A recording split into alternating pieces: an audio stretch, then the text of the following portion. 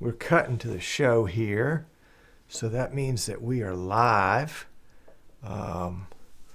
And we've got, looks like a good number of folks in chat. That's nice. Hello, welcome. Who we got? We got Tom S. Oh, that's me. Excuse me. I'm trying tea, guys. Texas Mike, Amnon, Andrew, Jim, John, Ken, I love him. Jan, Samuel is North Carr, Mike, Daniel, Kyle, Kiwi Chris, William Lee, Blaze, Christopher, Daniel, Rich is here. Not only is Rich here in chat, Rich is going to be on the show today. Giles, Kenny, Peter, Timothy, Martin K. Welcome, Martin. Ryan Michael, RJ Murdoch. RJ sends me a text message this morning and said, hey, you need anybody else for your show? I love it. Dave Edwards, Indrit, Michael Wilson, Guest 55, Tommy Willis, Dave, Merle. I love it. Hey, a big shout out to those of you that are watching live and in the chat. Thank you. The chat, I think, is really the cool place to be. But there are a bunch of folks that are watching us on Facebook or Twitter or Periscope or YouTube directly that are not in the chat room. You don't get to see the chat. And those guys, they are having a really good time. In fact, they're making fun of me in the chat, right, which is one of their favorite things to do. So come on over to easternshorebroadcasting.com right there, and you can join in the chat. Uh-oh, looks like I got a little artifact right there. I need to fix that. Hang on a second. That's what pre-show is all about.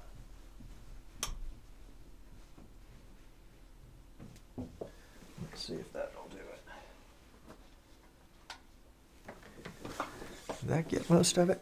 That's close enough for what we're doing today. All right. And so, welcome if you're watching live. Come on over to easternshorebroadcasting.com so you can catch up with the chat. There's really cool stuff going on there. It'll be a ton of fun.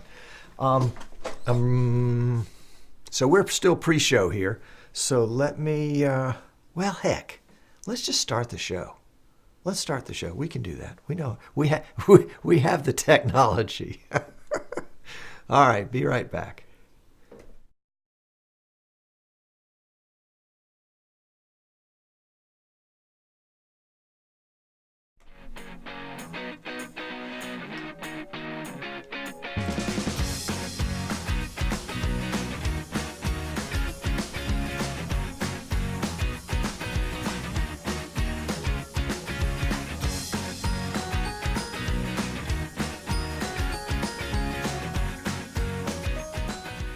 Welcome. I'm Tom Sinclair. This is Streaming Idiots. You're either in the right place or the wrong place. It depends on what you were looking for. So glad that you're here. Want to give a big shout out to all the folks that are watching us live on Facebook, Periscope, YouTube, and Twitter.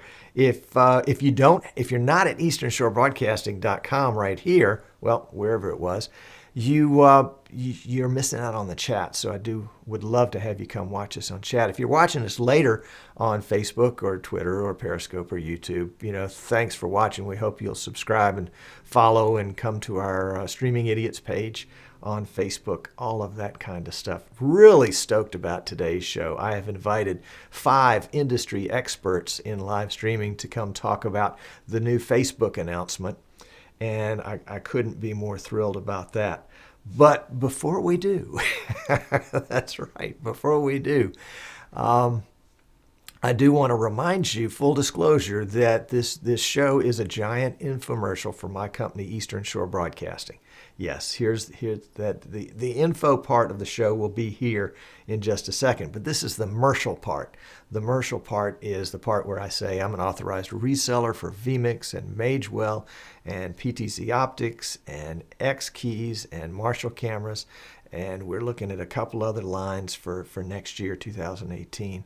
We're keeping our line kind of thin because we want to be intimately acquainted with everything in the line, so that we're not just a B&H photo where you order it and you get it and you're on your own, but rather we're the deep place where you can order it for the same price as B&H Photo, but you get folks that know the product intimately, especially the vMix. That's kind of our area of expertise. I also design and build custom PCs for folks all over the world. We've got 2 on the workbench right now and 2 waiting to get on the workbench. We'd love to talk with you about that. If you've been using off-the-shelf equipment from Best Buy or wherever, and you think now it's time to get the right tool for the job, we can help you design the right tool for your job. We also have some sort of pre-made things in our store at Eastern Shore Broadcasting, so you can take a look there. It may be close to what you want, but we can always customize one of those for you. Okay, so much for the commercial part of the show. Somebody's saying is the authorized reseller, does that mean it costs more? No, it's the same price. It's the same price as what you would find anywhere else. So thank you for that question. So today's subject is Facebook. And not only Facebook, but Facebook and sports. Not only Facebook and sports, but Facebook wanting to get into sports in a big way. Big like $1 billion big. B with a billion with a B. Not million with an M. Billion with a B, a big way. And this popped onto my radar just really recently when Rich Ignacio posted something in the Streaming Idiots group on Facebook. If you're not a member of that group, you need to be. Come on over to facebook.com/groups/Streaming Idiots, and you can request to join. There's always a great conversation going on there about something to do with live streaming. In fact, 20 or 30 things to do with live streaming all at one time.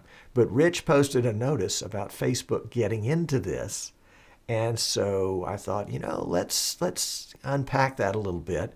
And so I picked out, including Rich, I picked out 5 folks that I thought were really leaders in their field in live streaming, and specifically as it had to do with sports. Now, these are folks from all over the U.S., in fact, all over the world. In fact, let me bring these guys in. No sense in talking about them kind of in the abstract, as if they died and gone to heaven. We're talking about them after the fact. No, let's talk about them now. So let's see. If I hit the right button, and we'll bring them on in. I want to welcome Andrew Seabrook to my right here. Andrew is in Melbourne, Australia, and the CEO of Mind IT TV. Welcome, Andrew. Glad you're here. Thanks a lot, Tom. And to his right is Charlie Helms, who is the CEO. He's the interim CEO at WSN. Welcome, Charlie. Well, thank you, Tom. Appreciate that. Glad to be here. Charlie and I go back a long way, so I can tease him like that and get away with it. Plus, Andrew's in between us, so Charlie can't reach out and get me.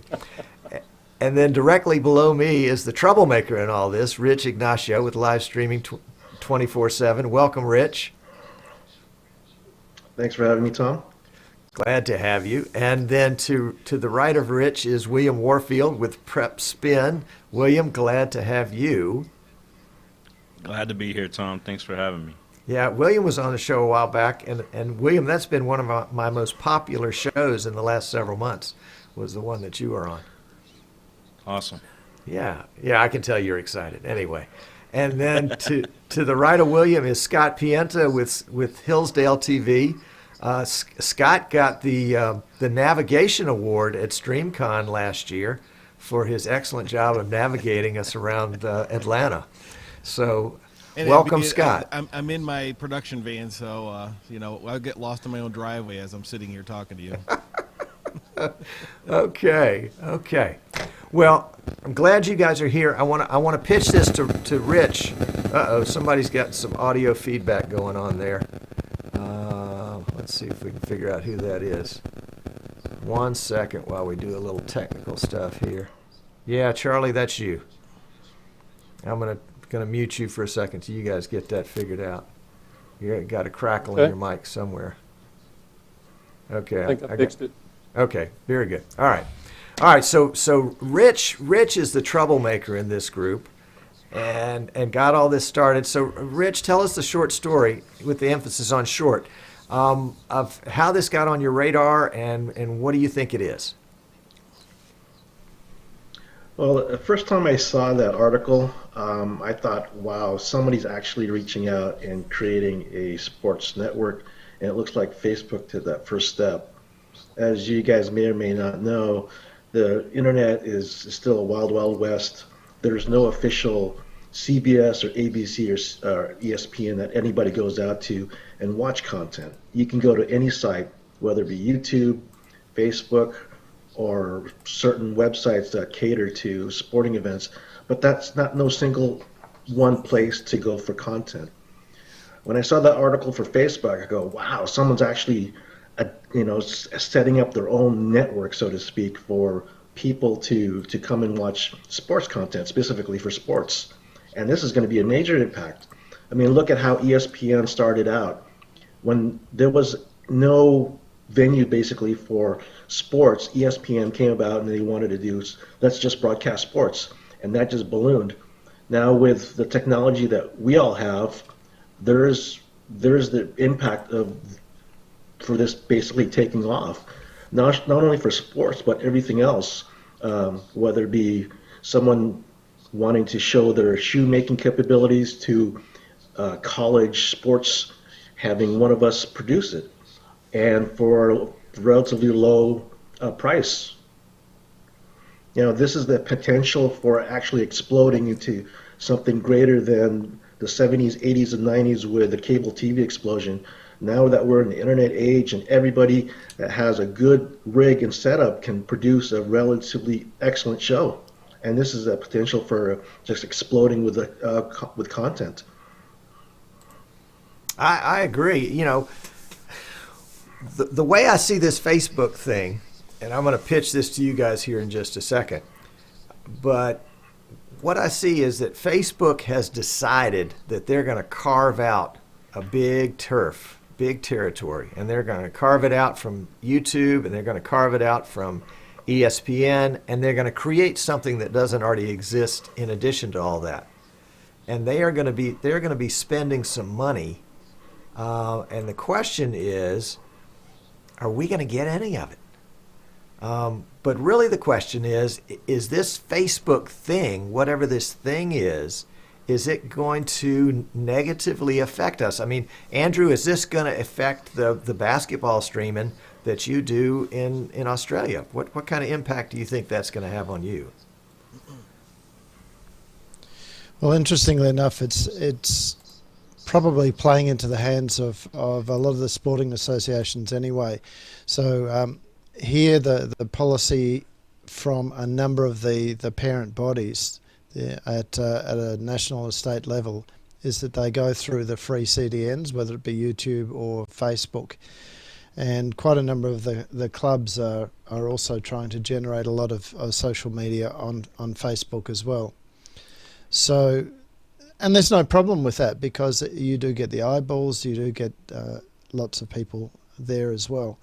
The big problem for us as content producers is it reinforces the belief amongst the clients that because they can stream for nothing, because they can actually have a CDN that's not charging them, that the stream is not actually worth anything. And so therefore it's increasingly difficult to get income out of the actual stream. On top of that, Facebook and YouTube, but in particular Facebook, don't allow you to run any sponsors ads and so on. So you can't pick up any income out of that. So next week I've got a gig and it's purely sponsor driven. If we were streaming that to Facebook, I have to forego all that income. It means I can't pay crew, I can't pay costs, I can't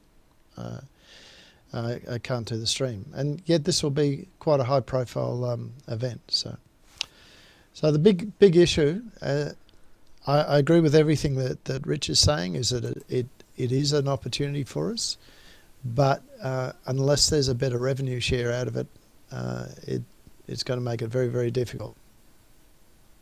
Gotcha. Okay, Charlie, let me kick that over to you. You know, you're in a little bit of a different position. You've got a whole network of essentially stations. 40 independent stations around. How is that going to impact you, do you think?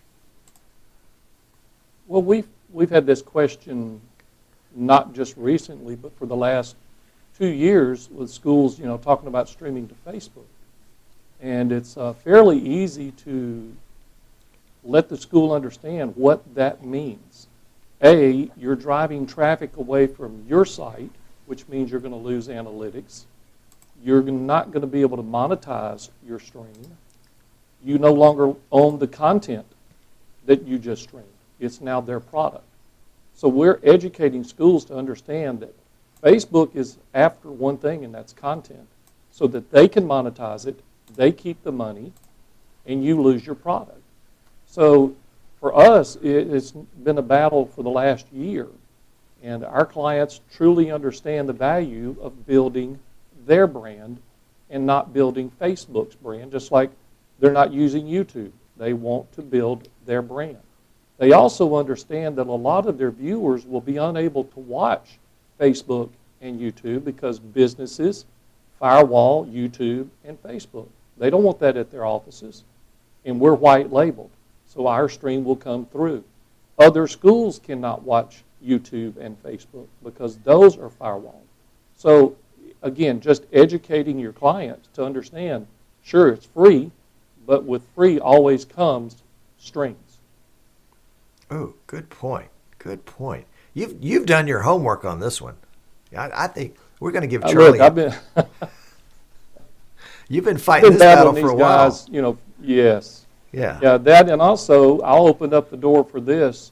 2 weekends ago, the National Federation signed a contract with Facebook to be on Facebook Watch. Right. So that's going to open up some opportunities for individual production companies. I think that's great. I think it is dangerous for the National Federation, but not any more dangerous than they've been in the past. They've pretty much failed at everything they've accomplished. So it's hard to say that they're on the right track. I've been battling with them for 8 years. So for them to go to Facebook Watch, I'm just going to hang around and watch as y'all start losing accounts left and right. Interesting perspective. Okay, let's jump back to Rich. And Rich, from your perspective at live streaming 24/7 and what you're doing with Pro Watercross, what kind of impact is that going to have on you think? Well, this is going to be, I've been augmenting right now Facebook and YouTube and Periscope on my streams. Now, when I did that, the viewership, the reach, or so to speak, it just ballooned. So I'm looking at this as Facebook setting up their own sports network or sports venue will actually, they're going to help advertise the venue. They're going to say, hey, Facebook is now broadcasting sports. They'll help whoever's broadcasting or producing a show get that out to the public.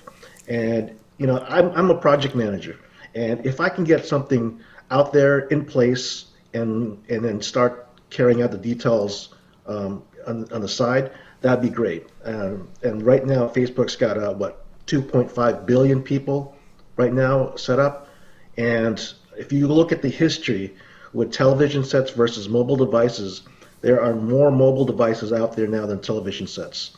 So we're not going to be limited to just set-top boxes. We have a major potential for every person on this world to be watching your content. Wow, that's a huge statement. I want to come back to something you said, but let's pitch this over to William, and I think William might have a slightly different perspective. I mean, William, you've just signed on with the National Federation, right? I have not signed on with the National Federation. I stream games on behalf of the state association in Kentucky that goes through their network. So we produce all the state championship events. Right. All right, so tell me, how do you think this Facebook incursion is going to affect you guys? Well, I think, listening to Rich a while ago, I think he had a point with, the mobile devices, and that's really where Facebook is trying to pinpoint their audience right now, is on those mobile devices. I will tell you that the quality on Facebook is nothing compared to what YouTube has right now, because YouTube, you can go up to 1080p, you can go up to, we're streaming games right now at 8 megabytes per second because we're doing 60 frames at 1080p. You can't get anywhere close with that with Facebook. And you could tell by, just the quality. Yeah, it looks great on the mobile phone, but when you blow it up on a 65-inch TV, it's just not the same at all. Just not the same experience for whoever's watching the game. Right. Got it. All right, let's push this on to Scott. Scott, what do you think from Hillsdale TV, where you can see the edge of the world up there? How's this going to affect you guys? Can see a lot of things. Well, I'm the one who signed with the NFHS. Okay, and, my bad. There we go. Apologies to William. Yes. Yeah, I was talking to Michael White a few weeks back, who's the president of the NFHS, and they told me what they're doing, and I gave them some ideas. And I talked to Jim Jacobs about them prior to signing on to him, see what his thoughts were. The business model is, we're going to give you a percentage of your production, your sales for their subscription fee. Now, you're going to get people are going to sign in for 3, 4 months, 5 months at the time, because it's $10 a month. Their goal is to hopefully get people to not be able to unsubscribe and keep those subscriptions rolling in. But what they should be looking is as an advertised base. What they want are eyeballs. It's what everybody wants, eyeballs. I want eyeballs, and at the Hometown Media Network, which we've just changed over to instead of Hillsdale TV. We still are Hillsdale TV, but we changed over to the Hometown Media Network. We're gaining those eyeballs in a different fashion. We are building out an affiliate base here soon, nationwide. We've got the system. We've got it stuff. Oh, you can hardly hear me. Let me turn it up. I don't know if you can hear me better now. So what we've done is we've got some well, that might be my TV too. That could be possibly it. We're designing an affiliate-based system where we can get those eyeballs. So say Richard has got his channel way over in California, and I've got 10,000 viewers. Richard's got 10,000 viewers. Charlie's got 30,000 viewers. All of us combined, now you're at 50,000 viewers, and it's easier to get advertisers. Well, the NFHS has got the same thing. What they need to do is go after the larger sponsors like Home Depot, Menards, KFC, Taco Bell, all these large advertisers, and do some of what these they call co-ops in the video digital world, where we trade videos for video content, no different than traditional TV. And what they should be doing is selling those national advertising and say, hey, look, you have to run these many commercials. These are the commercials here. You get them off our website. These are the promotions that they're pushing right now. You affiliates that are signed up with us, you have to have 3-camera shoot. You have to have this. You have to have that. They can put specifications down, no different than ESPN. Like Rick Van Wilden in the chat saying, he has to have, most ESPNs are 6 cameras. You have to have 6 camera angles, or you have to have this. You have to have, all these different specs. They could do the same thing, on a much lower level, to kind of weed out the guys who just want to go out there with 1 camera and put on a good production.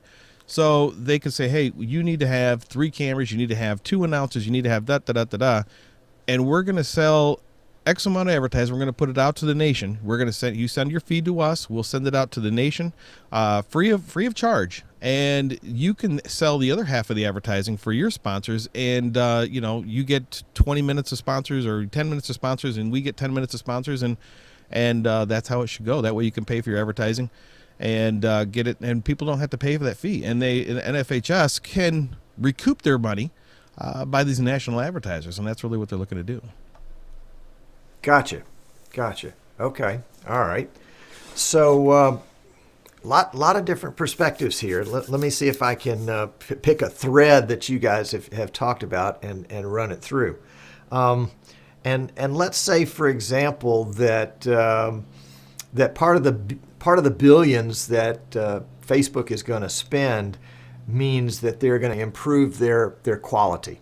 So they're going to ramp up to 1080p, beautiful video. So there's no difference between what you would see on Facebook and what you would see on YouTube.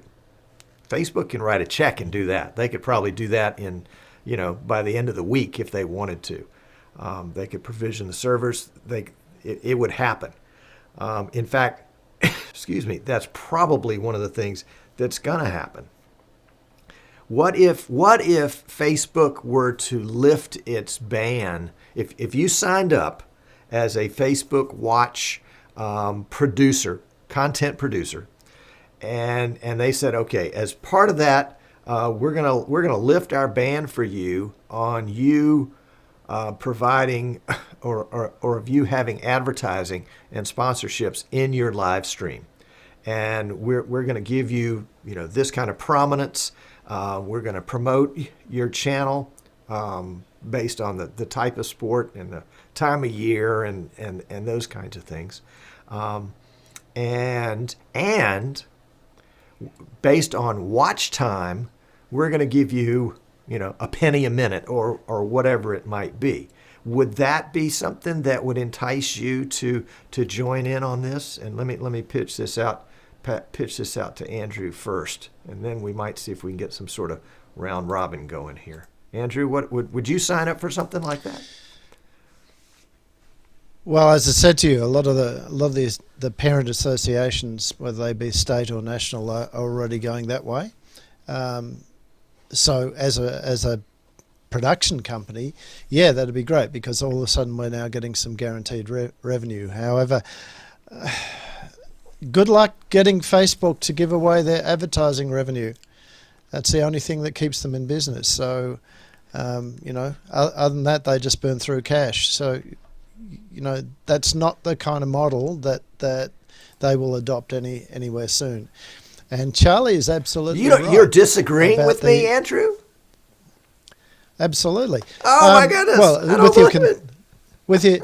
with your contention, not so much with you, but with the scenario. Okay. But Good Charlie is absolutely right about the loss of your IP. What people don't realise, when you look at the YouTube and the Facebook terms of service, simply by putting your IP up there, even though they make a claim that say that you retain the IP, you are actually giving them your content, and they then have permission to use that content in any way, shape or form. On YouTube, anybody can take your content and they can repurpose it. They can cut it up, they can use it in any way they want to, and that's perfectly okay according to the terms of service. So it's more than just simply saying, okay, well, now we have a way of giving you some revenue. The other thing that that would concern me with your scenario is, how do they repatriate funds to you? If they were paying you, we don't have pennies here, but if they were giving you a penny a minute, how do they get it to you? Think of the admin overheads for them to be able to track all of that, then repatriate it. It's already bad enough where you use paywalls and only get your money back, a month later from the paywall provider. Imagine what it's going to be like if either YouTube or Facebook try and go down that track.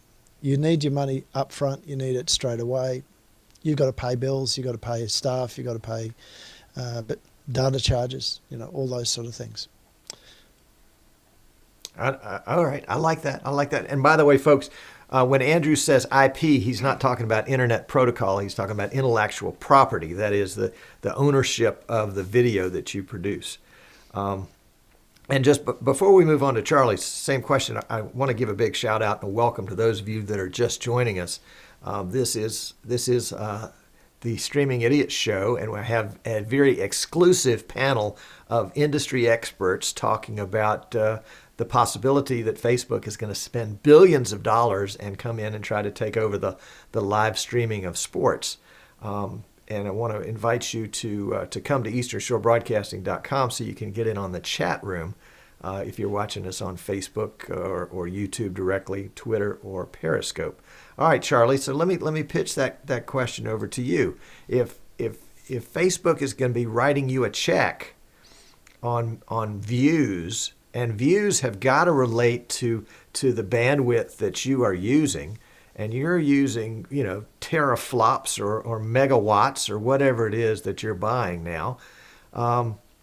If you got a penny a minute, would you sign up and let Facebook send you cash in a big bucket every month? The easy answer is no. Really? I don't want to have any part of it. Yeah, No. don't have any part of it. I've read every single contract from every company since 2010. iHide, theCUBE, who's the other company in California? I can't even think that National Federation bought out back in early 11. Every one of these companies have a clause in their contracts that once you use their stream, that content now belongs to them. They'll say anything they want to, but the contract is what will go before court. And whatever I'm producing, I'm going to have the rights to do whatever best suits my clients, not Facebook, not YouTube. I don't see that being a business model that works long term. Look at iHigh. They told every school in the United States, stream for free. Stream for free. And they did the business model of going out and getting advertisers. And they falsified their viewerships. Every time you clicked to watch, it counted as 2 views. And the advertisers caught on, and that's why they went belly up. It's just, you can't go down that path and expect to get a different result. We just have a business model where our clients know what they're paying for. We deliver strong content. They stream at any bandwidth they want as long as they want, and we deliver. And you either want good service or you want free. We'll never be a part of free. Right. I've seen too many free stories where you really truly do get what you pay for. Right. All right. Well, then maybe we'll hear something different from Rich, because Rich is already using Facebook. Rich, if Facebook were to decide to send you a check for a penny a minute for all the views, would you take their check, or would you be like Charlie and tear it up? You didn't have to finish that sentence. I'd take the check. Cash is king. I mean, yeah, we're still in an infancy here. We're still in the Wild West. The regular broadcast televisions is still getting mature on what they need to do in terms of franchising instead of the replays and everything like that. For me, again, I can't emphasize it anymore. I'm by the numbers. So if I just want to show you this, this is what I pulled up. This is the numbers for Facebook and YouTube for the month of June. 2.5 billion with a B of people, active users for the month of June for Facebook, and a little of 1.5 billion with a B. No matter what you call it, that's a lot of people, and that's just a start. Whether you or not you're part of the bandwagon or not, that is a lot of people on the show.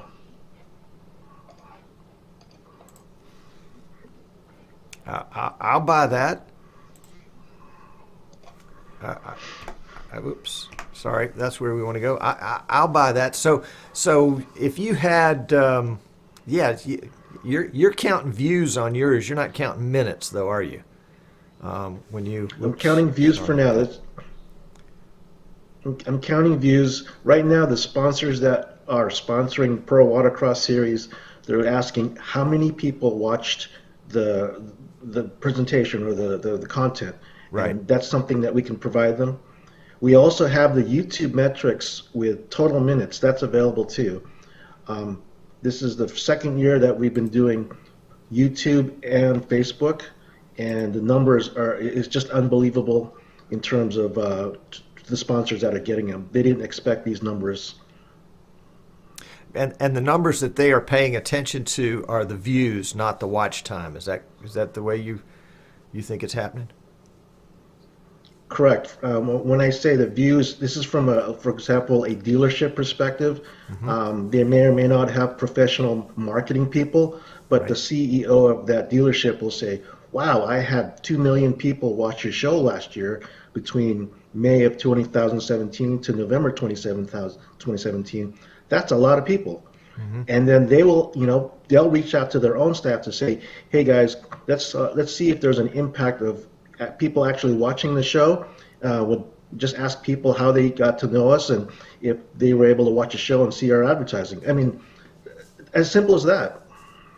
Okay. Okay. I got it. All right. Let's pitch that over to William and say, William, would you take the check from Facebook? If we were talking about pure impressions, I feel like our traffic is enough to make a little there, but for the average user out there, I don't think that they would make very much for sharing their content through Facebook. There's several ways you could do it, and another way that we've been experimenting with lately is rights fees for some of the events that we do. So, for example, I just did a couple college events out in Las Vegas where a company called Flow Sports called us up and they were like, we'll give you a certain amount of dollars to put that onto our network. So that's another thing that's fairly new out there right now is that, these online presence, these online websites out there are wanting to buy content, and that might be the direction Facebook's thinking to spend their money too, is, purchase some rights fees to some of these events out there. Mm-hmm. Mm-hmm. Very good. I got you. Scott, what about you? Are you cashing that check? Yeah. Yes. I mean, money's money. But the deal is Facebook is going to grow. You're going to see more content, but you're also going to see a lot more content providers coming up, like William was just talking about, people buying content. I'm one of those people. I'm buying content. If games that I can't put on there, I'm talking to Ken Riker. I want to talk to him about, and Adrian College streaming some of their games on our network. And, so the content's already being created. We're trying to create the more viewers. They want to get their name out there.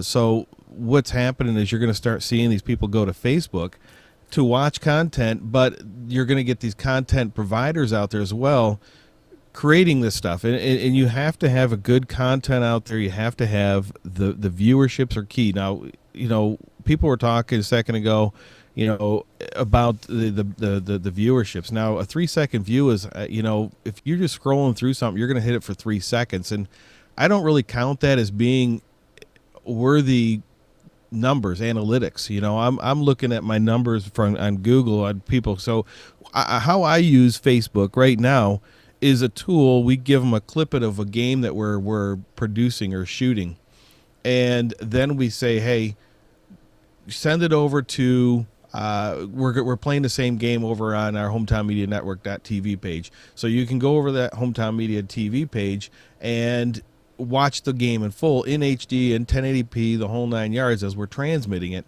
And our viewers, the goal is the length, because if you are an ad-based revenue like I am, like some of these other gentlemen and so is, Jim Jacobs, we need not just numbers, we need a lot of time for people to view it. We have to create enough content to keep them viewed for a long time. So I'm looking at my numbers for the last week for high school sports that we just started doing basketball season. We had 1.8 thousand views, and our retention rate was 15 minutes per person. So that's pretty good time. I've seen it down to 2.5, 3 minutes sometimes. And, are they going to see one of your advertisers? Maybe not. But at 15 minutes of retention, that's pretty decent on an hour and a half basketball game, because a lot of people are there they watch the key part. They might get bored or whatever else. But Facebook, you're not getting any money unless they start helping pay or let you start advertising and starting to do all that stuff. So we use it as a tool to get our name out there and switch them over to our own CDN to produce. Okay. All right. Okay. Well, I've heard from all you guys, and I think some of you guys are pretty smart. And then there's Charlie, who probably makes more money than all the rest of us. and I can see where it looks like we got about 3 different camps. You know, Rich is going to cash the check. There was no. I mean, he said, Tom, you didn't even have to finish asking the question. I was already going to the bank when you said that. You know, Charlie and Andrew are saying, no way, we're not going to do it. William and Scott are like, yeah, well, you know, maybe not the penny of a minute deal, but, you know, William might take a contract with him. You know, Scott might do something else.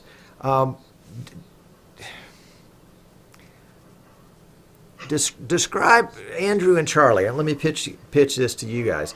Describe a scenario where you might be willing to work with Facebook. Andrew, Charlie. Okay, before I sort of go down that track, there's one other wrinkle on all of this, and that's that Facebook, like Fox Sports, like ESPN, and so on, are not going to have a contract with individual producers. They're going to go to the parent body every time, and the contract is not going to be with us directly. It'll be through that parent body. So the revenue share will come back through there. That's where I'm going to put my hand up and say, yeah, if I want to work, in Australia, it's with Basketball Australia, Basketball Victoria, all the state leagues, and so on.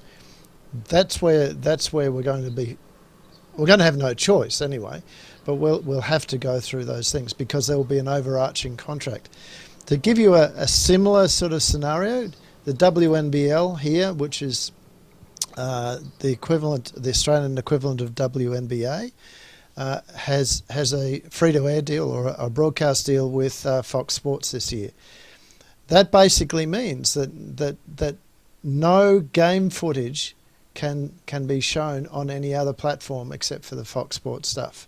Doesn't matter who produces it, and each individual club has got their own media teams that are doing stuff, but they can't use it anywhere else.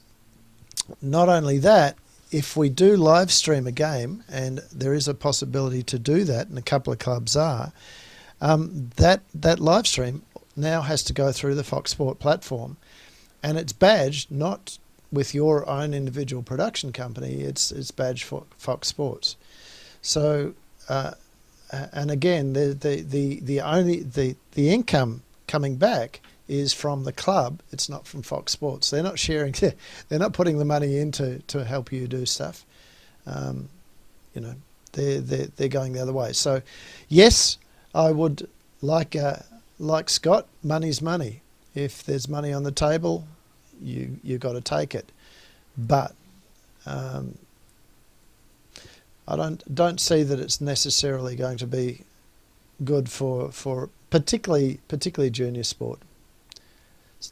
Adult, you know, sort of high level leagues, yeah, okay, because they've got the leverage to get some sort of money back. But small clubs, small competitions, they won't do that. Okay, so Charlie, what if Facebook came to you and said, you know, we want to sign you up, and we want to sign up all your schools, and we want to have this collaboration, and in fact we've got another 40 schools or 60 schools over here that we'd like you to go in and work with. You know, could they entice you like that? I doubt it. They could buy me out. You know, they got the billions. They could go ahead and write 2 commas, and I'm done. There we go. Okay. But no, okay. I don't see that happening in my market. I'm dealing with high schools across the Southeast, and they are public entities. So they can't enter into a contract with someone like Facebook. What they're entered into with me is a consent form, and because it's an educational-based tool. So we're able to work with the state association as far as regular season. So then when it becomes state championships, that all belongs to the National Federation. Well, the National Federation has now signed a contract with Facebook to stream there. Could they backdoor it? No, because each public school is independent of the state association. They can choose to do whatever they want. The state association only has control when it comes to state championships. They can recommend product, but they cannot force a school to buy certain products. So I'm kind of protected there. At the same time, I've not met one high school anywhere from Dallas to Virginia that likes their state association. They think they're crooks. They hate them. They would burn them on a cross if they could. So, I'm sitting in a sweet spot. I don't need Facebook's help. Again, unless they want to buy me out, no, I'm not interested in them. William, you're chuckling at Charlie. What's going on? Well, there is ways around that, Charlie. Either in Kentucky, if I wanted to broadcast a playoff game, I just pay the NFHS through the Kentucky High School Athletic Association a small rights fee. Right. And I'm able to Yeah, broadcast the that playoffs, game. The but- only exception, Right. yeah, the only exception is the state tournament. So when we get into the Sweet 16, now Correct. that all belongs to them. But if it's a regional or a district, we've got that capability to pay a small fee to broadcast those games. Even in the Sweet 16s, you can still pay a broadcast right and broadcast those games. Audio. They tried Audio to pull only. that flag. Oh no, they tried to pull that this year in Alabama, Mississippi, and Louisiana, and the schools went in uproar, and they all had to back down and say, okay, $750 and you can broadcast video. So they had to back down from it. I don't see that rule going any further, simply because too many schools are not using the National Federation. I've got 5 schools in Alabama that are leaving them this year to come with us. I've had 2 in Ohio contact me about it as well. So, the actual state championship, you are correct. That belongs to the state association. Scott, jump in here. How long they stay in effect? Well, the agreement is I can broadcast all the way up to the final championship game. The rights fees in Michigan are $1,500 per game to stream live, and it's a hefty fee. In state of Michigan, there are only 3 affiliates for the NFHS, so we can get called in now. The NFHS which is a different. They actually own. They bought out the company over in Wisconsin that actually films the final the championship game. They travel to 4 states and they do all the championship games. So they're kind of like the behind the scenes for Fox Sports. Now, the only time I would get called in is if they can't do the championship game. Then they could if my production was there, which we're definitely not ready in this production van with the new trailer. Yes, we will be. But in this production van, we're capable to handle Fox Sports or a heavy-duty championship game. But we can go all the way up to I can film every single tournament. I can film every game if I choose to live, which Michigan is a 1-hour tape delay, which no other state, nobody else in the state can do, other than what Charlie was saying is a high school that has what they have to do is they have to have it on their own server, their own lock password. You can't let the other teams see it, or they can't let other people outside in the Facebook world see it. It's a whole, it's like the narrow tunnel vision look. Nobody can see it. So, but I can stream to the NFHS if I choose to, which we don't unless it's going to championship game or tournaments or something where I'm going to get massive viewers that want to watch us all day long. So we got a tournament here right after Christmas. We're going to stream to the NFHS, which is like 7 games back to back to back for 2 days in a row. So we've got that will stream to the NFHS, because there's a lot of teams from all over the area, but I get to put my advertising in there. My advertisers get to see that. As far as when it ties into Facebook Live, the agreement is also in there that when, I think that's what I was looking at Rick Van Walden's answer. What it is going to Facebook, we're still able to stream our advertisers on Facebook. So I don't know what the agreement they have with Facebook is for us to be able to advertise, but if we are asked to stream, we are still able to stream our advertising on Facebook on those Facebook Live games that they are showing. We get 100% of the revenue from our streams. The NFHS takes zero revenue from us. We actually get paid, not a whole lot of money. It's very bad, but we do get a revenue. So a revenue from them, from people signing up through them. But the Facebook Live thing, we actually sell our advertising. We run our advertising. There is no stopping us because that's how they're going to get that content on Facebook Live. So you have to look at that as well. If they go with this route with the Facebook Live thing, if they're looking for production, they need to say here's what you need to have. You can't just have one camera and one guy and go out there and shoot this thing. You have to have a production. This is what we're looking for. Kind of like, ESPN started at high school sport level, and look where they are now. So, you need to have that same mentality. Here's the outline of what you need to have. You have to have a production truck or van, or you have to have a professional production setup. And they put in the parameters, and then the people that are going to be affiliates have to follow. All right. I still don't think you've convinced Charlie. I'm old and set in my ways. I'm sorry. I seen you nodding your head there, Charlie. I seen you. Yeah, it's like the Brady Bunch. You have to look up or look left or right. Yeah, I'm telling you, 3 more people, and we are the Brady Bunch. I'm not against other production companies using and doing that. I think that works for them, but with what I have set up as a business, I just don't see that being the tool to deliver what we want.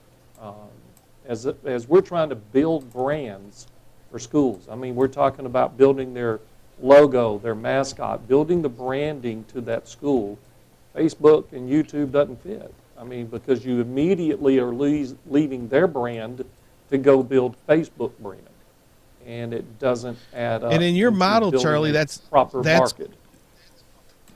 Your schools are not relying on advertisers. They're relying on student labor to produce them. They're their own in-school. And the problem with that is those kids are going to continue going. You still have people like Rich, you still have people like William, you still have people like Andrew, like myself, that are actually this is our hobby. This is our full-time job. Some of us, so we're going out there and we're actually producing content. And that business model to us doesn't really work because we want to pay our bills off of it, or at least, buy some Christmas presents maybe, or one. So for the problem with that is when you're building that brand, you're building that for that school, which is great. It is great that there are competition, and myself, I would want to buy that content from them or go to that school. Let's say it was in a rival town, 30 miles away that wants to film that we want to show on our. I can't produce all the content. I don't have the time. Right. But I could go to this other school and they put out a great production. I know what they're putting out. I could say, hey, I would love to show your guys' stuff on our channel. Now, it doesn't cost you anything. I can take your content. You give me permission to air it. I'm going to show it. I have, like I said, we have our Hometown Media Network, and we have, 15 affiliates. So we've got 15 or 20 or 30,000 viewers in the southern Michigan or northern Indiana or Ohio, wherever we're being viewed at. Now that's much better. Makes sense. All right, Rich. That's what I'm saying. I think in y'all's situation, I think that works. All right. So again, what Scott said, doing this as a hobby, I came in similar to Tom. I got a laptop, desktop, bringing it to a venue. So I can only give you my example. Okay. One extreme example that I can give is for the Pro Watercross site, we had 30,000 likes at the start of one weekend.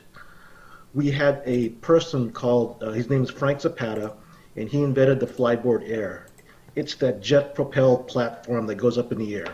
That has not been seen in the U.S.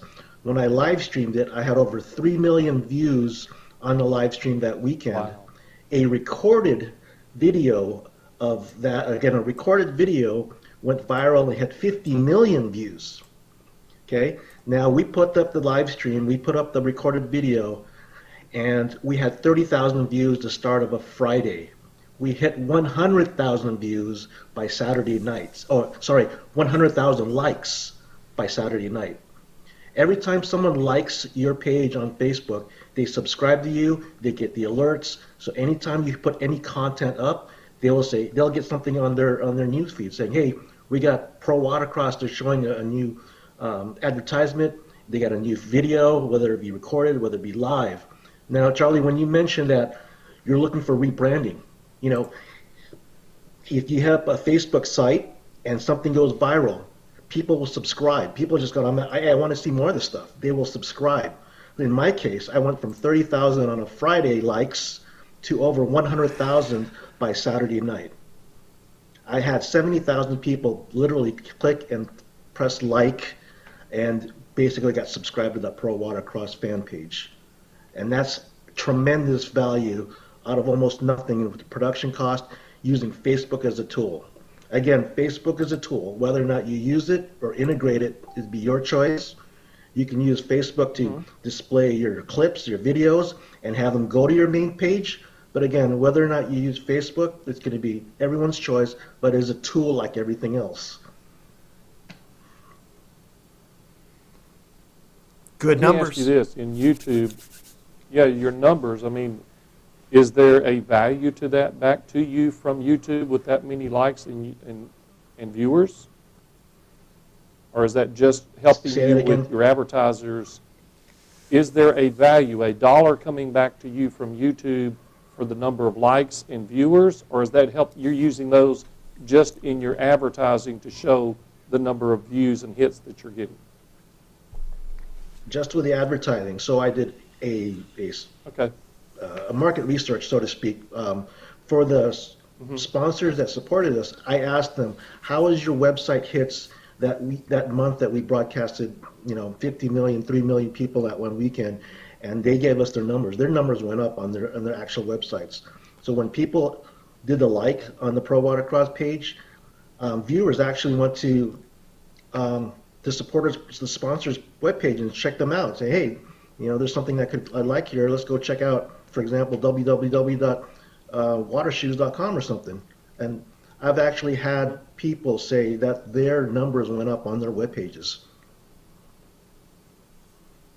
All right, gentlemen, we're running out of time. I got one last question for you, and I'll simply take a show of hands on this one. But how many of you are currently live streaming to Facebook?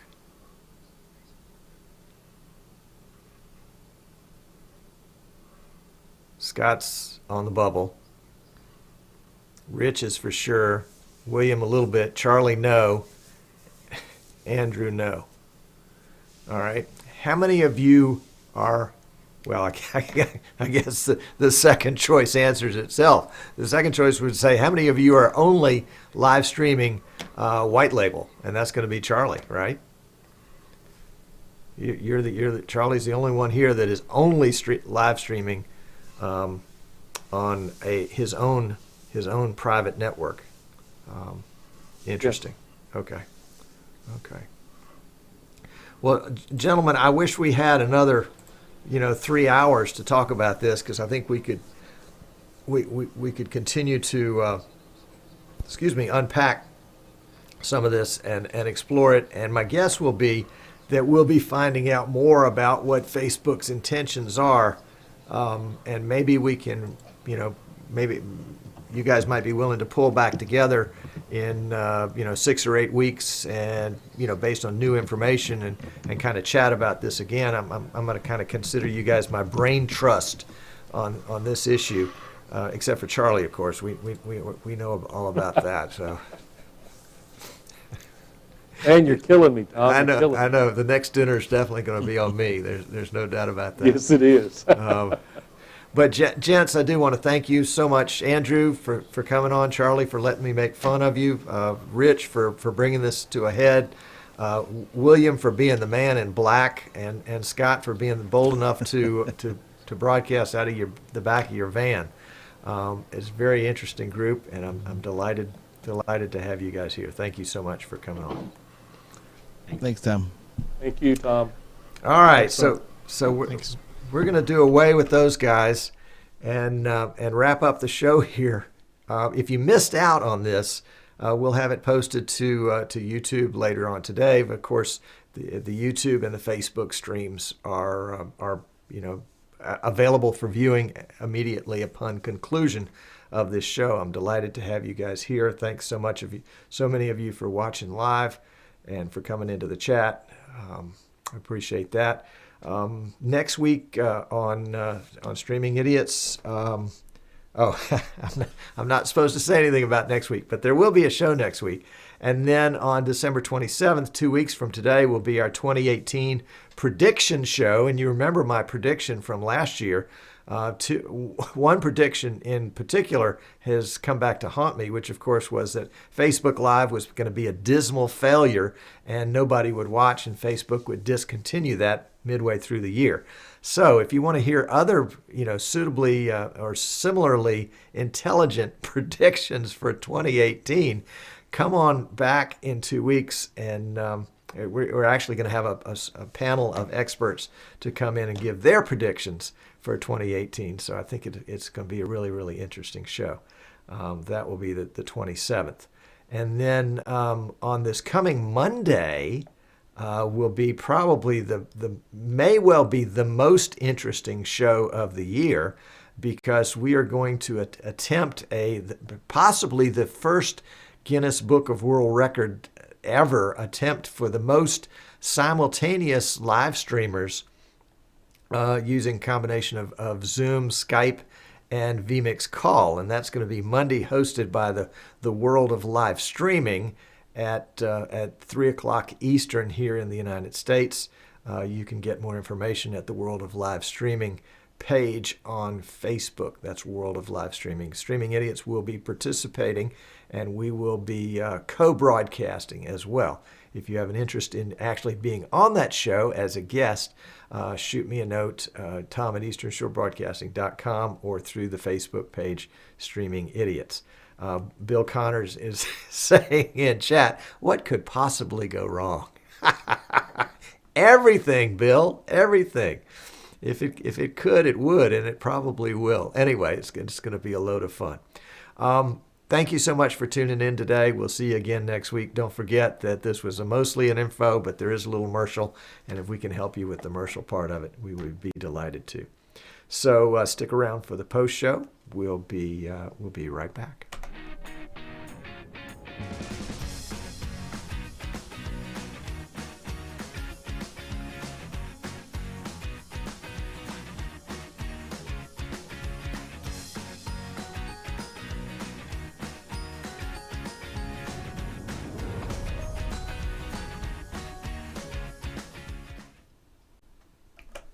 And we are out.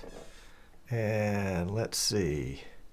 What do we do next? Let's go back here and let me unmute everybody. Gentlemen, well done. Charlie, I think I owe you dinner and drinks. So looks like we may have lost Charlie. He's frozen, which may mean he got off the line. Good work, guys. Thank you, each and every one of you.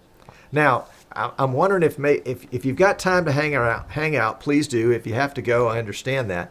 But I'm wondering if anybody in the chat room has a question for you guys in general or specifically. And again, if you're watching us live and you're watching on Facebook or YouTube directly or Twitter or what's that other one? Oh, yeah, Periscope. Come on over to easternshorebroadcasting.com. And that's where you can get in on the chat.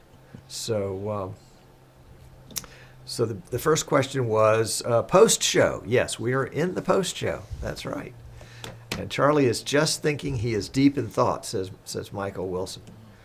So guest 641 says, does anybody really know what the plan is? No. Short answer is no. No, I think we lost Rich too. Hey, look, there's one other thing. I mean, Rich is right in that that Facebook and YouTube and the other social media sites have got to be part of your strategy, and because you will drive stuff to them. But I mean, you asked the question: Do I stream directly to them? Well, I sort of do. We put on Facebook, we'll stream press conferences. They go up straight away. But I find I get just as good hits by embedding a stream or embedding a video into it, rather than just simply relying on Facebook as a live streaming platform. But it is part of the mix. It has to be. All right. Let's see. Lots of questions. A couple of comments. Guest 409 says William is so cute. Guest 598 says Scott is also cute. So it sounds like a couple of wives there that have tuned in, or daughters perhaps. Alfredo asks, and I'm gonna kick this to you guys: is what's the best model to monetize live streams? I mean, boy, there's a short answered question if there ever was one, right?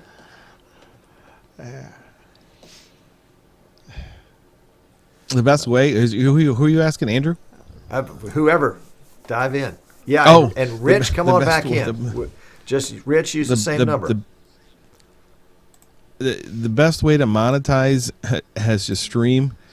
There is no good answer for that. You have to not be afraid for rejection. You have to figure out. I've been like when we talked about this at StreamCon last year. A lot of guys call me. I've talked to a lot of guys off the time. Streaming. You have to look at it as a business. I've come along. I've only been in this business not as long as Rick Van Wilden and any of these other guys. I've Jim Jacobs especially. I've been doing this a year and a half. I've somehow managed to scrounge up $75,000 over the last year and a half of doing this. So I'm on pace where I'm actually a little ahead of pace where I expected to be. We're diving into a larger production. The advent of the Hometown Media Network, the Hillsdale TV was meant to be just a small little fun thing, and Hometown Media Network is springing up to be a lot larger production than I originally planned. But the goal is for that to offer other people ways to generate revenue. So when we work with other affiliates or we work with other people, the systems all work together in a broadcast scenario where if I have content, I can purchase what we were talking about, go to Home Depot or go to Lowe's or whomever and get the large corporate accounts because we have the eyeballs. But then it allows our other affiliates to sell their own advertising in their local markets because they just can't create the content that some of the other people I can't create enough content. So that's the problem we're all facing as a producer or a small streaming channel. We can't create enough content. So you have to figure out how much you're doing and figure out how much your time is worth and then kind of come with there. That's so answering. It's a triple answered question. It's hard to put a price on what your time is worth and what you want to do with it and what your overall goals are. When I started, my goal was just to enough pay the bills. Now my goal is to pay the bills and buy new production equipment and pay other people. So it keeps changing. Got it. Rick in the chat says, he's got the answer for how to monetize. It's very simple. Let somebody pay you to do it. Right. I mean, William, that's kind of what you're beginning to find is a really good model, right? Yeah, I think, through doing my own stuff, my own content that I do for the local high schools, that's really created the opportunity for me to get hired by, promotions that are putting on big events or, for the league down the street that wants their game streamed. It's been another source of revenue for us. Not something that I originally planned in our revenue model, but it's just something that was created through the opportunity, of broadcasting high school sports. That's cool. And one of the other things you have to do too is be prepared to say no. There's an awful lot of time people will come up. Yeah, say no. You've got to say no, particularly when people come in and say, "Oh, but surely you can cut that price down. Surely you can do it for half of that."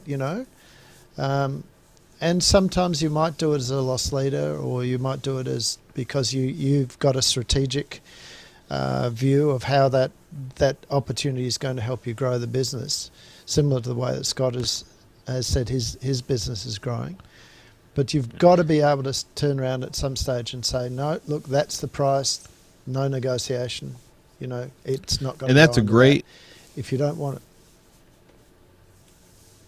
Go ahead, Andrew. I'm sorry. ahead, No, sir. I was saying, Andrew, you were right on to that. Is because it's a perfect example is the town Hillsdale asked me to stream the Christmas parade. We did it last year because we were just kind of starting out, and it went over really well. A lot of viewers, but our production's not so small anymore. We got more cameras. We got better cameras. We've got we're paying our people now. Before they just kind of did it on a whim just to do it. So. They said, "Hey, Scott, can you stream that again next year?" I said, "Well, here's the price. I'm bringing out, $20,000 worth of gear, cameras, production van, and time. And here's our price for doing it. I don't want to make a ton of money because it's in the town where we're living in. So I was just looking at recouping some of the cost of labor. And I would have been perfectly fine with it because it was a community event. Our advertisers would have helped pay for the rest. But what they chose to do is say, well, we can only give you $100, and I'm like, I can't do anything for $100, and I'm sorry. I'm just you're right, Andrew. You just have to know when to say no, and we did. We walked away from it this year, and next year it gives them opportunity to we know what our price is. We're the only competition in town. Nobody else is doing it or has the gear. So if they want us next year, they know what our price is, and they have to pay. They pay for a radio spot, for a radio live remote. Why can't they pay for a live stream where they're getting the video and audio? And Rich has rejoined us. And the Hey, other thing can you too hear me? is that Yes.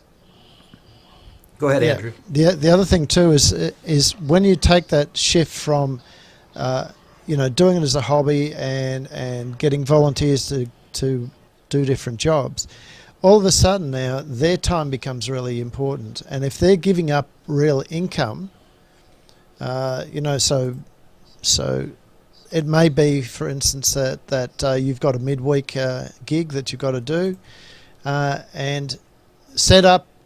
I mean, people forget this. I'll be at a venue, 9:30, 10 o'clock for a 4 o'clock start.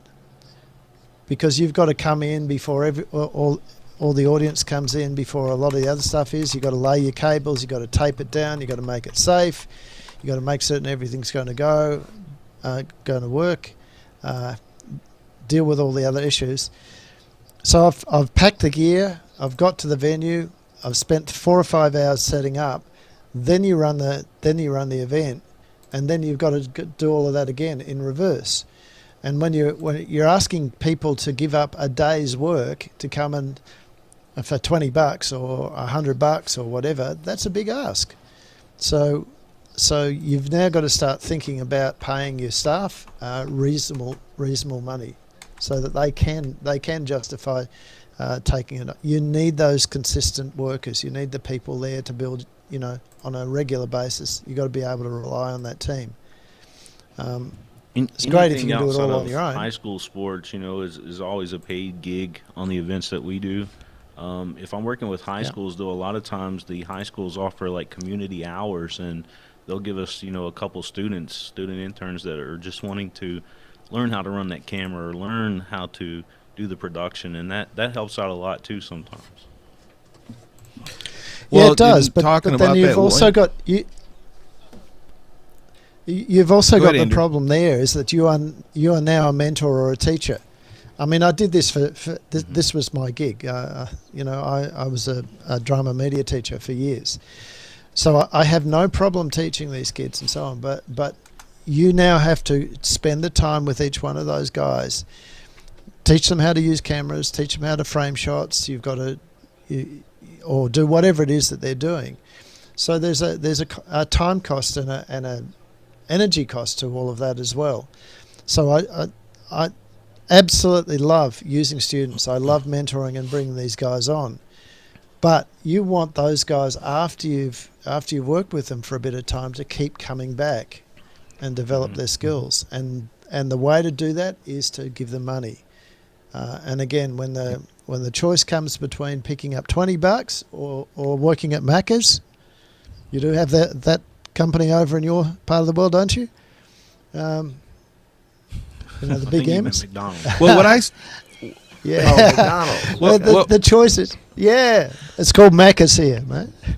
We don't, Macca's. well, Macca's. where yeah. I work, So we the had- point yeah. is that they'll go to Testing, one, two, that three. part-time job. Yeah. Well, Over you, Andrew, Scott. you're right. You have to give them money. You have to give them money. You're absolutely right. And where I work my full-time job, we had ESPN, or actually the contractor Niles Media, come in and they did some games. And, I learned a lot. Sat in a trailer with them. Actually went on the road with them for a few more games at some other colleges and sat in a trailer, watched how they do their production, how they're doing a lot of their shots. So it helped gain the knowledge. But the plus is that you have to. When I put out my list of games I'm going to, like I've already got planned what all basketball games we're covering for the high schools. We're all over the county. When I put out that list to athletic directors, I'm asking for two things. I'm asking for a statistician and a student for giving me stats when I need them, and I'm asking for a cable wrangler.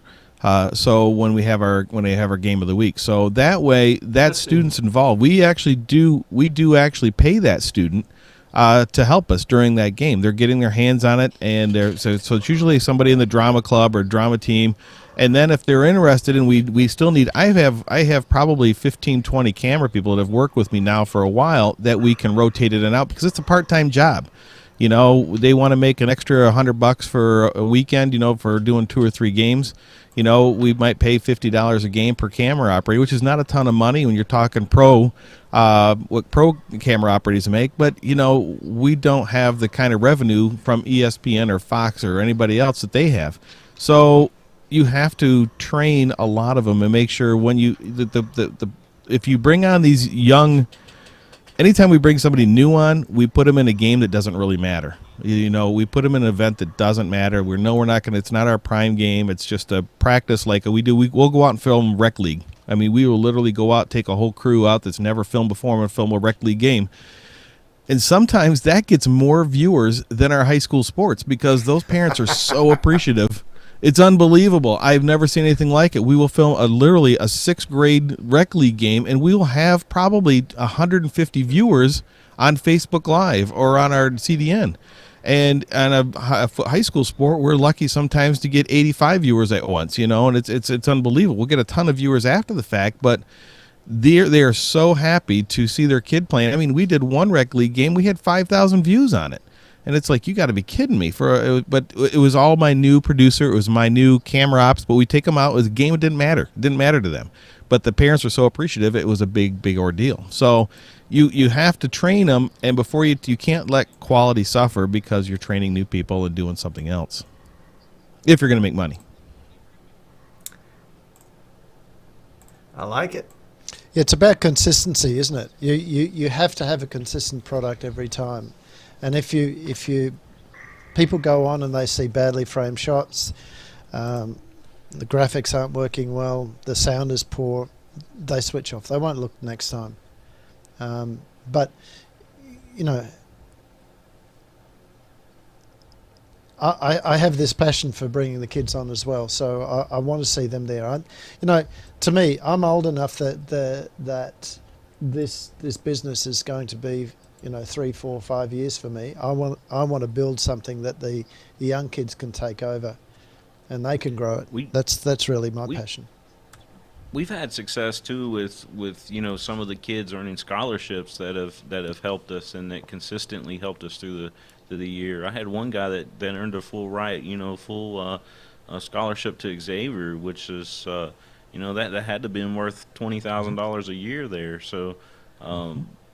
It's definitely paid off working with the students, and for our bigger games, I get what you're saying, Andrew. For our bigger games, our game of the week will definitely pump that up and bring our professional help in. But if it's a Wednesday night game, and like Scott said, it's not that important of a game. It's not a big district game or a big rivalry. we'll work with those kids and give them some experience. Yeah, we don't have this scholarship system over here. I mean, that's the other thing is that you also have to look outside of your own area to see how things work. So there's not a career path or an education path that people can use this sort of stuff with easily in Australia. The universities, and they are the universities that do run the film TV courses, they're going to contracting, so there's not too many people we can get. The interesting thing is that we're working at the moment on flipping it around the other way, where we actually work with a number of the university associations, and we try and get the crew. We try and do interning or work experience opportunities for students in those sort of courses, so that they can come out and get a bit of hands on. That's the think way we'll involve those. The big thing for everybody to know that is watching is you can't oversell what you do. You can't say you're ESPN and expect people to and charge people a ridiculous amount of money for advertising, and you can't produce. Or if you tell them, hey, I'm going to produce X amount of games, we're going to do this, we're going to do that, you have to follow through with it, because that's going to cut your own throat in the long run. You have to produce a quality game. You have to produce what you say you're going to do, and don't oversell yourself. I know I am not an ESPN. I know I'm not even close to ESPN quality. But what I do provide is I provide a good channel, I provide a good show, and I do it the best I can to give mass exposure to as many high schools as I can in our area. Amen. Yes, sir. In this discussion today, and it's something that I've thought about. Using we were talking about Facebook and YouTube and how we can make money with that. Those broadcasts, they're able to be embedded into pretty much any website that's out there. What's stopping us from going to saying the car lot up the street, the big superstore, and saying, hey, we'll embed this only on your network there. We can unlist it on YouTube or whatever, but we can put it on your website, and it's commercial free, and it's only on your website, and they pay for that. Wow. That is a killer idea. Well, the next thing, one of the things put a comment. One of the things that sorry, we're guys. wanting Amnon's to do put is a comment in the. Keep trying. Go ahead. Amnon's put a comment in the chat asking about getting the parents to pay a fee. That is a business model that some people use. It does actually work, and it's traditionally the model for DVDs or downloadable content, VOD content for guys. So there's quite a number of providers that are going out filming games in different sports, and effectively the teams there pay a charge to cover that. Sorry, right. Charlie, over to you. Charlie's back. Woo! I didn't know. Uh-oh. He's leaving again. Trouble. He's gone. And he's frozen. All right. Poor guy. And I gave him such a hard time. Thank goodness he's a good friend, or at least he used to be. So let's go back to... One of the things that I... Go ahead, Scott. One of the things I think before you, I'm going to make this really quick. One of the things that I'm playing around with right now is digital display, digital signage. And I don't know if everybody's familiar with digital signage or not. I use it at my work, and we are actually creating, they make digital signage with, you can stream live TV. So what we're doing is we're getting ready to start marketing this to bars and clubs and different places, doctors' offices, where it'll actually take 2/3 of the screen and use for their personal advertising. Hey, doctor's visits or such and such time, or the bar hours, or you can schedule different things to come on at different times around this picture-in-picture kind of look where you have the live stream going. on the TV at the same time. So they're getting their advertising, but you're also getting your viewership as well. So what also your advertisers are being seen in that bar. So it's not such a lost cause of like, why are we going to turn on your channel to watch a game that played yesterday or watch a game that played an hour ago? You know, there's a reason for that. It's because they're now, people can see it live in the bar setting or sitting down and eating some chicken wings or whatever they're doing. But then they also have that, we're giving them that digital signage. So they have their advertising on 2/3 on the bottom lower crawl and then the side, and then they can watch the game as well. So they get to see all three. So you can get your advertising that way. Okay, I'm We've got a jumping in couple here high real schools quick. Here in Kentucky, some of the private schools that we work with that actually have those big video boards, either on the football field or in the basketball gym, that do the exact same thing. They take our live feed, we put it up there, and you know they advertisers are happy because that's where people are looking. You know, when they want to see replays or whatever, and it definitely works.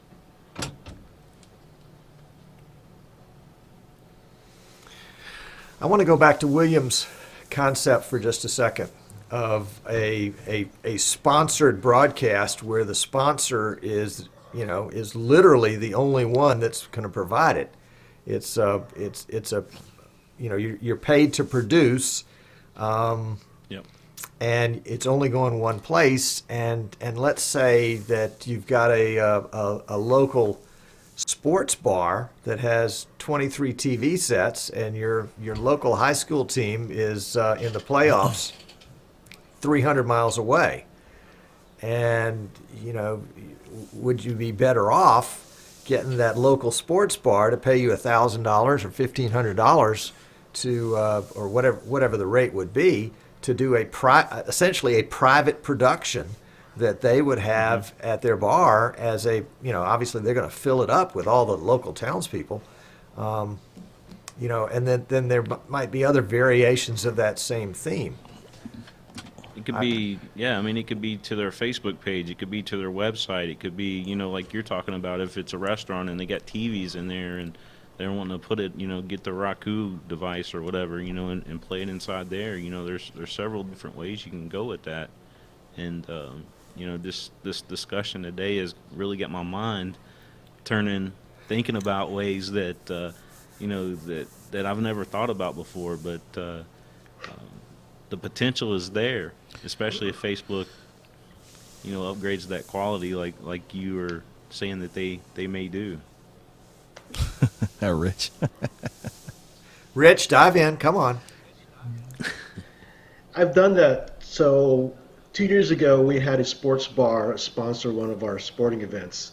So I told them, hey, you got like 20 TVs, stick on one of the TVs with YouTube. I'm broadcasting on YouTube, and we'll put we'll slap your whatever bar and grill right up on the front of the page.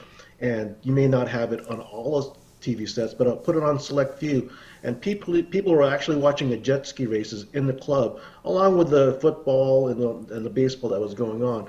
But that specific TV sets that the grill sponsored, they had their name plastered right on the front, and people was like, "Hey, you guys got a custom TV station? What's that all about? And how come there's jet ski racing on there?" Yeah, that's right.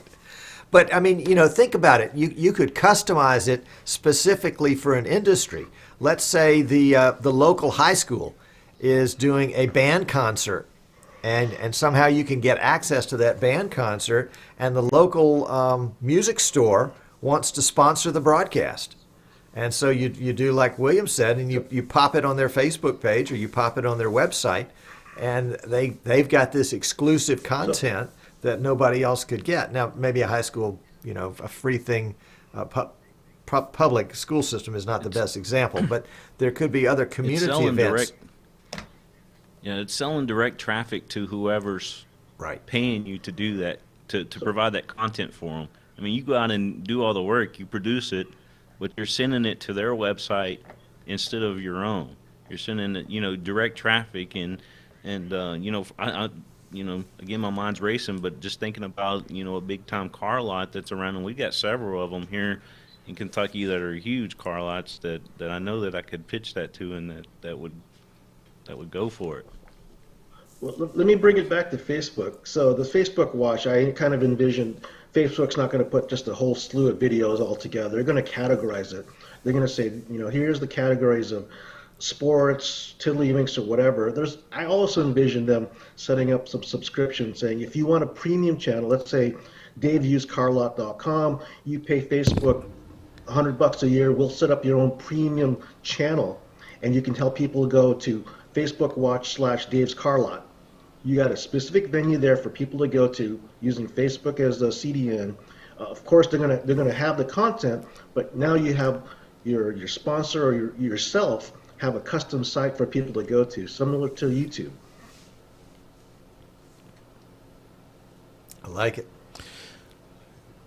There are a million ways to make money, and I refer back to another website, another Facebook group that says, you know what, you're never going to get rich off of high school sports. And I said on that, I disagree immensely, because if you plan on just going out and filming and trying to make a little bit of money, you can, but you have to be very creative. You can't Scott, go out and go, I'm going to film a few things.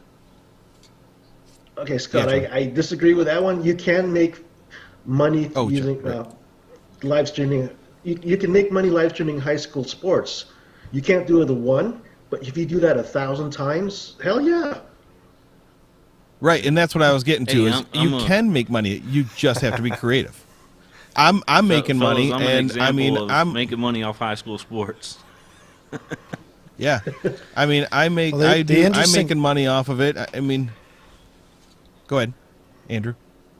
Yeah, the interesting thing is that youth sports as a market, and this is basically just the US, not overseas, is estimated as being about a $15.3 billion market at the moment.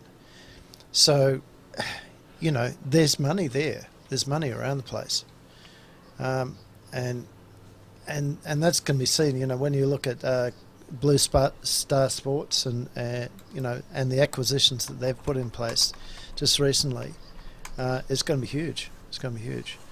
You got Sports Illustrated. There's going to be Play, varying you've got degrees. Dick Sport, Team Sports. Yeah. There's going to be varying degrees of live stream broadcasters. I'm going to say I'm the lower level. I'm not ESPN's. I'm not the Fox Sports Network. But I'm in my little space that I'm happy with. I produce something that people want to see. The quality is what they expect. Now, if I want to start increasing that, then I'll reach out and get more equipment, more talent in order for me to get to that specific level.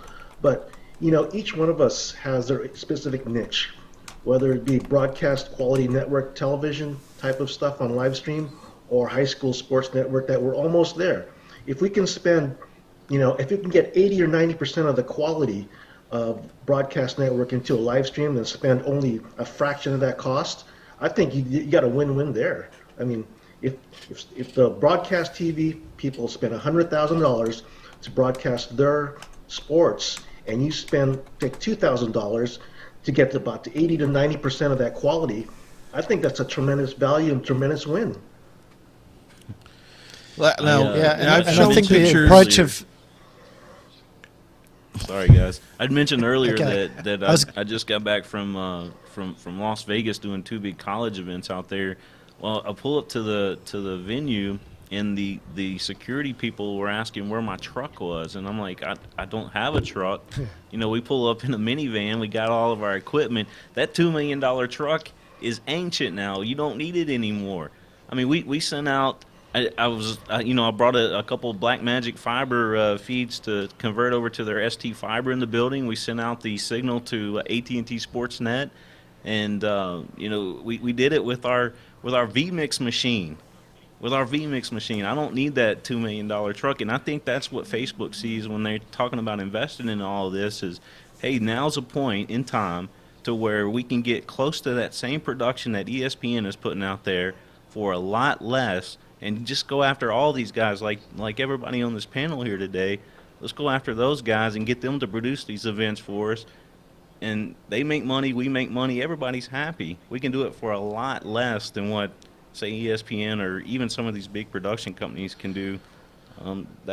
those sporting events for. So you could do 80% of what ESPN could do for 20% of the cost. I don't I mean, agree. you've I'd seen- say you've seen we our could do stuff. 40% of what ESPN can for 20% of the cost. I mean, they do a lot. If you see what these guys have in their trailers, you know, I've seen ESPN's trailers, and don't get me wrong, some of these trailers are $250,000 a gear in there, and they put on one hell of a production. Their camera guys know what they're doing. Their cameras are top notch. You know, their fiber feeds are top notch. I mean, I know I am nowhere near. I'm getting ready. This trailer that I'm spec'd out is $39,000 to build. I've already started the investment. It's already moving forward. But I know I still, even at the $39,000 level, I still know I'm not ESPN quality. I know what my niche is. I know what I plan to do with it. I know I can go to Division II and Division III and talk to them, which I'm already doing, and say, hey, look, I want to film your championship games. This is what I'm going to bring to the table. Here's what I can do for you. You know, you want to pay me $4,000 a game or $5,000 a day or whatever it is. If that's what I'm going to get paid to do it, I know what I'm bringing to the table. My cost to debt ratio, my ROI is going to be very high because I can charge 25 games or 25 days of event $100,000, and whereas if I spent $200,000, I'd be SOL. I'd be still in the hole for another season. Where I'm now $30,000 in, I've sold $100,000 worth of games for 25 days of filming. And I know that I've got to just pay my labor and my hotel and my food costs and travel, of course, but I'm still going to make more than breaking even. So that's where you got the win-win at. It's not going to be the ESPN quality, but you have to understand that. Well, question, Scott. I mean, how do you measure the quality? Are you measuring it by the peers, or are you measuring it by the viewer themselves, saying, "Hey, that's pretty good stuff. It Yes. looks just like broadcast TV." I am measuring it by guys that have been in the industry that understand. I'm not trying to go so much by peers as I am trying to look at other production. Like, okay, so here's a good example. That's why I was late today. There is a movie coming out this weekend, or not this weekend, after Thanksgiving, the Darkest Hour. Okay, well, they're doing a special premiere of that Friday at where I work. The actor is going to be in on doing a one-on-one during a brunch for us on Saturday. So the actor and the producer, and I understand that I am not coming with their kind of equipment. When they do a movie, they're coming out with all the bells and whistles to do a movie. I understand that. I know where my niche is in sports at this time. I know that I'm not going after Fox Sports. I know I'm not going after ESPN quality stuff. I know that I need to produce my stuff where I feel that my standards are holding up to what I see on national TV. If I feel my quality looks there, I don't see any graininess. I'm not seeing any lag time in my videos. My shots look good. We're cropping our shots right. My cam ops are doing a job, and I'm always critiquing my cam ops. My wife asks me all the time. She says, "Why do you watch your games every time after you're done 2 or 3 or 4 times?" I said, "You know what? That's how I get better. I tell them what I don't like, and I watch it against the ESPN basketball game. I watch it against a Fox basketball game, and I make it. I tell them, hey, you know what? This is what we did wrong. I didn't like this crop shot. This is how we want to do it. And next time we go out, my cam ops are doing a much better job. Even for basketball and how we get our shots now. So I have to understand my niche, and I think if everybody understands their niche and what they're trying to do. We are not ESPN, we are not Fox Sports, but we can put one hell of a broadcast together for a very inexpensive price. We just have to know what we're doing. I sell don't that even to think that Facebook. clients really look for ESPN or Fox Sports anymore, though. I mean, I keep running into people all the time, that just want the production, just want to be put out there in front of people. Andrew said it earlier, it's the eyeballs. Right. It's always eyeballs. That's what sells. Yeah, I think that there's two things. I think Rich and Scott are right about understanding your niche, and that's where we can actually get a thing. So we've been running up against some of the big staging companies, who the guys that do all of the big event shows and so on, and they're all now offering live streaming as an option as well, and they'll do it for conferences, they'll do it for for whatever. But where we're getting the work is because we actually know basketball, and we can film basketball. So if we understand that niche, that's really good, and that getting good at that means also that what we've got to do is, even though we are not going to be Fox Sports, ESPN and so on, we don't have all of the competency that they have and the capability. But if we can get as close as possible, then that's leveraging stuff. So we do at the moment we've got a contract to do in-house production at one of the NBL clubs, and it's all pushing up onto their big display screen. The fact that we're getting 2,000 people in the stadium, 2,500 people in the stadium watching our content as it's going on, is allowing us to leverage that into other opportunities as well. But it's got to look good. It's got to look good, because if particularly in that live environment, it has to look good. So that's the thing: is aim for excellence, aim for excellence in what you do, and stick in your niche. Target your niche. Don't try and be everything to everyone. And the most important thing is don't sell yourself too short, Scott. You mentioned Division I, Division II. I never dreamed that I would ever do Division I basketball, but it's become a reality. Last year I did 50 games in Division I college basketball.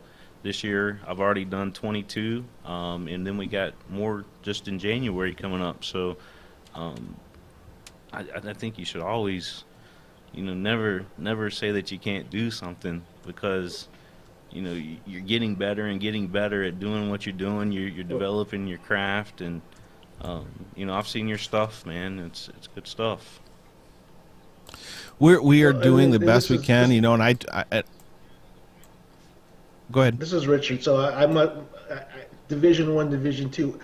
I might be the least knowledgeable, but was that ever broadcasted before, or are you guys been doing? Are you the first to do that?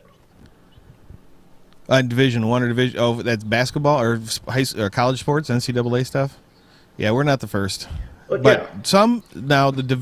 The division that I'm talking to, they just had 6 colleges jump to their divisions, the Division II school, and they've gotten more money in their pot now. Before they didn't have it. They're all small private colleges, and so they didn't have the money to spend on championships. So they came to us. We actually did the volleyball tournament, which is Division II, and they liked what we did. They really liked it. They were like, wow, this really came out really well. You did a great broadcast. I think we've now got this digital footprint that we're building. We now want to capitalize that for our team. So we know we're in talks with them right now to go into other states and film their Division II stuff. And yes, in William, I appreciate it. We are trying our best. We are trying to do some different things. With the budget that we have, we know where our money's going, and I'm not the best guy out there. I know I'm not, but I look at what other guys are doing. I'm like, I like what he did here. I can incorporate that. And for people watching, that's all it's about, is taking little bits of, you might like what I do here. You might like what William does. You might like what Rich does and how he sets up his cameras, because he's a one-man band there. I'm not. When I go out to do a basketball game, I'm 3 people deep no matter what I do, minimum, because I've got I have my announcer, and I at least have 1 camera operator, and then I have 2 or 3 static cams. So, and then if it's a game of the week, we have 2 camera operators. So we know what we're doing. You just have to know how to use your equipment.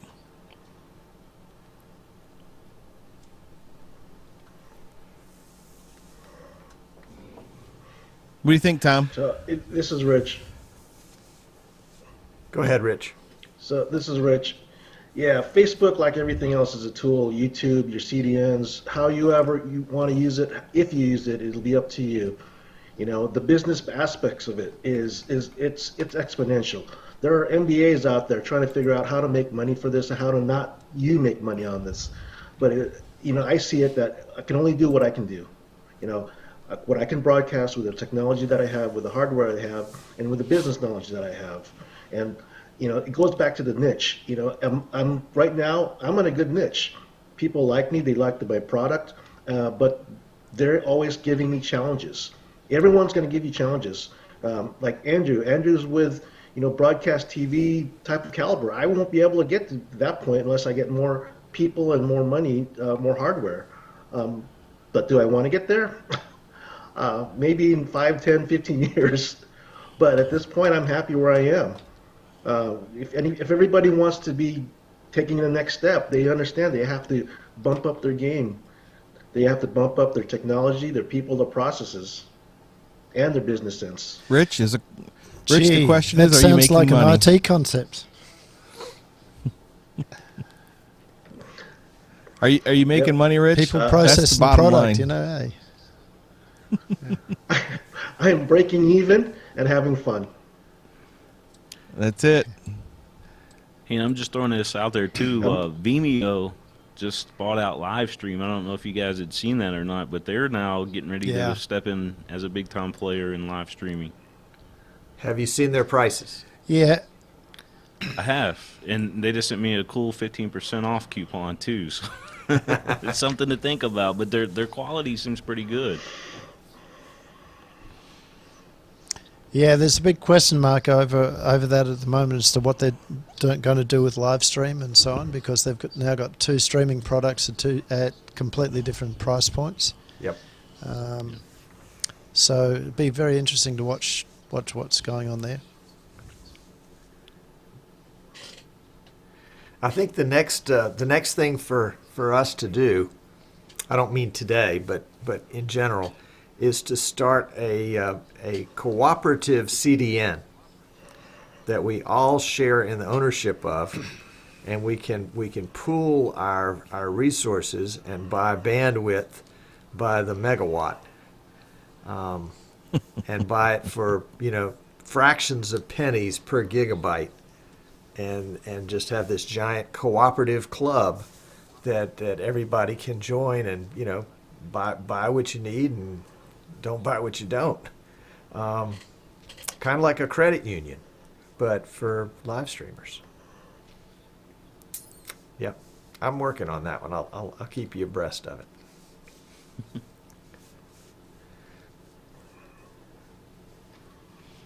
Is this something else you're going to put on your store? Yeah. No, I'm envisioning this as a separate nonprofit corp. That would be literally a co-op where everybody plugs in, an hour or two of work when they can, and you pay whatever the cost is, and you're buying it, in bulk and reselling a little bit to everybody. I mean, it take several hundred people probably to make it worthwhile, but I think it could be huge. Of course, that's part of my mega plan of the international, the Intergalactical Association of Live Streamers. That would be one of the benefits of being a member. I'll keep you abreast. Gentlemen, I think it's time to call Tom, it quits. One quick question, Tom. So this is maybe a good segue for your upcoming shows. So what do you think of next year? We do this 1 year from now. What do you envision? This show right here? Yeah. What do you think? 1 year from now, we talked about is Facebook going to the sports live streaming. And Oh, wow. What do you envision that's going? Oh, wow. Well, I mean, you saw how wrong I was in my 2017 prediction that Facebook Live would be a flop. I'm the last person you want an opinion from, but if we were to do this again next year, I think we'll probably be split about the same way in terms of favorables versus unfavorables. William will have retired because he will have signed a contract with Facebook for $10 zillion and then resold it to somebody else. Scott's going to be out of the industry because he'll be a grandfather with 17 grandchildren by next year. 17. I only got one. That's all. Andrew will have sold mine to ITTV, and so we won't even be able to catch up with him. And you'll be the megawatt of jet ski racing, and I'll still be doing Streaming Idiots. So it might not be much of a show. Yeah. But stay tuned in 2 weeks because we are doing a prediction show, and I really would like to get you guys back together sooner than a year. I'm thinking 6 to 8 weeks, as maybe we see some flesh on the bones of this Facebook idea, and get you a chance to comment on it. I mean, this really could be a huge deal, and it could be a really cool revenue stream for a lot of live streamers. Not the only stream, but one of many. And yeah. But thank you, gentlemen, so much. Your checks are in the mail, and if you don't get them, it's because they accidentally all went to Scott, and you'll have to go to Scott, and he'll have them for you. So there you go. Yeah, I just signed your name. Thanks. That's right. That's right. Okay. Andrew, Rich, William, Scott, and Missing Charlie, thank you so much. Love it. Thanks, guys. Thank you. Bye-bye. All Thanks, right. man. And to Bye. everybody Thanks, that's guys. hung into the very end, we thank you for watching. We'd love to have you. This will be available on Facebook and YouTube in its entirety in moments. And then, of course, we'll upload the show, Streaming Idiots, to YouTube for your viewing enjoyment later on. So, take care. Have a great week. We'll see you next week. And we will let the stream run out.